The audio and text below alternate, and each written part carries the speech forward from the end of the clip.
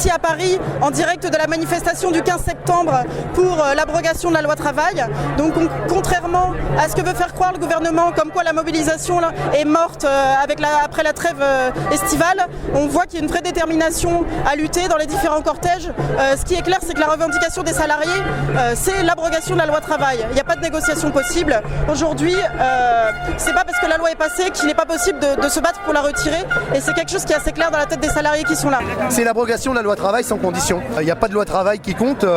La loi travail partout elle est passée parce que c'est une loi européenne. Elle a créé la misère sociale, le chômage. Et c'est pas plus de droits pour les salariés contrairement à ce que certains disent. C'est des droits nouveaux pour toutes les entreprises. Et on écrase complètement les droits des salariés. Alors... Notre revendication, c'est tout simplement supprimer cette loi. On nous a collé une loi via le 49.3, ce qui est une loi qui est refusée par plus de 70% des Français. Donc aujourd'hui, cette loi, nous on la combat parce qu'elle apporte rien aux salariés. Elle est même néfaste pour nos acquis. On commence à voir les premiers effets de la loi El Khomri chez Bouygues, chez SFR, suppression des JRTT, contre une augmentation de 2% du salaire brut. Je crois. On voit aussi un petit peu, c'est un peu avant la loi El Khomri, on voit ce qui s'est passé chez Smart, où les salariés bossent 37 heures, payés 35 heures. Tant qu'on pourra manifester, on manifestera. Et tant qu'il faudra manifester, on manifestera. Ce matin, la journée a commencé avec des mobilisations dans les différentes villes. Au Havre, il y avait 12 000 travailleurs, d'après les chiffres syndicaux, qui étaient mobilisés pour l'abrogation de la loi travail.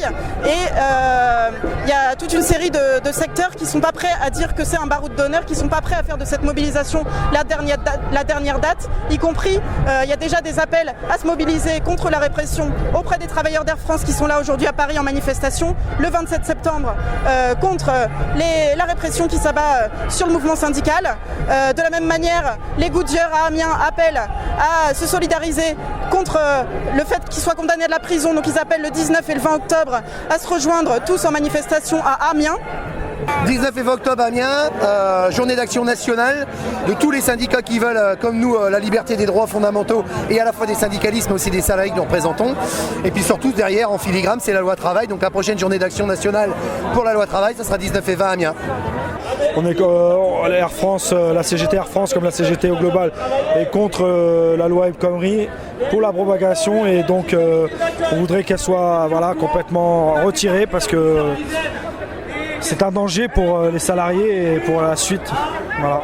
Et pour le 27-28, pour nos collègues qui sont injustement incriminés, là justement on est en train de vendre des petits pins là, des petits qu'on vend 1 euro en solidarité, c'est surtout symbolique pour qu'il y ait un maximum de monde le 27-28 justement contre cet acharnement politique sur les salariés d'Air France. On voit bien que la CGT dérange. Le patronat, ils veulent bafouer le droit des salariés pour gagner plus d'argent. C'est un devoir qu'on a de se battre pour nos acquis sociaux. Et on ne peut pas se faire démanteler comme ça parce qu'il y a un gouvernement qui a besoin de faire des économies sur le dos des salariés. Qu'il en fasse sur le dos de la finance, sur les patrons. Ils ont assez d'argent comme ça. Et ceux qui disent que c'est la dernière et que le mouvement s'essouffle, je leur dirais simplement si le mouvement s'essouffle, c'est peut-être aussi parce qu'on ne nous entend pas ça à la base. Moi, ça fait des mois que je réclame des mouvements nationaux et qu'on arrête de faire 800, 900 manifestations le même jour. Alors là, on a Paris 1, Paris 6, Paris 7, Paris 8, Nanterre et quelques camarades de l'ENS. On est partis chacun de nos facs respectives. On s'est rejoint un peu derrière pour essayer de passer les contrôles sans se faire fouiller.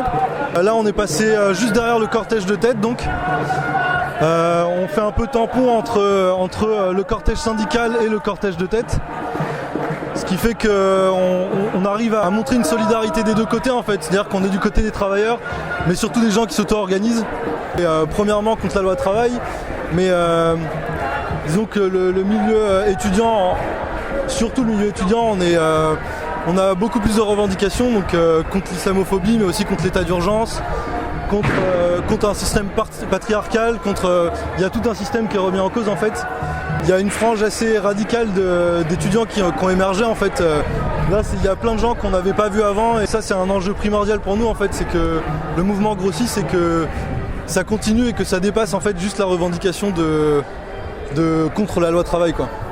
il y a déjà eu une grosse répression dans cette manif avec des fouilles dès l'entrée de la manif. Ils bloquaient les entrées, ils avaient fermé toutes les stations de métro et ils faisaient des fouilles des sacs comme ils le font déjà depuis plusieurs mois dans le cadre de cette mobilisation. Et il y a eu déjà des gaz lacrymogènes qui ont été lancés contre les manifestants, des grenades lacrymogènes, des coups de matraque. Donc le gouvernement poursuit dans sa logique de vouloir réprimer le mouvement social. Mais les manifestants sont toujours là, déterminés et ne sont pas prêts à lâcher contre la loi travail et contre ce gouvernement.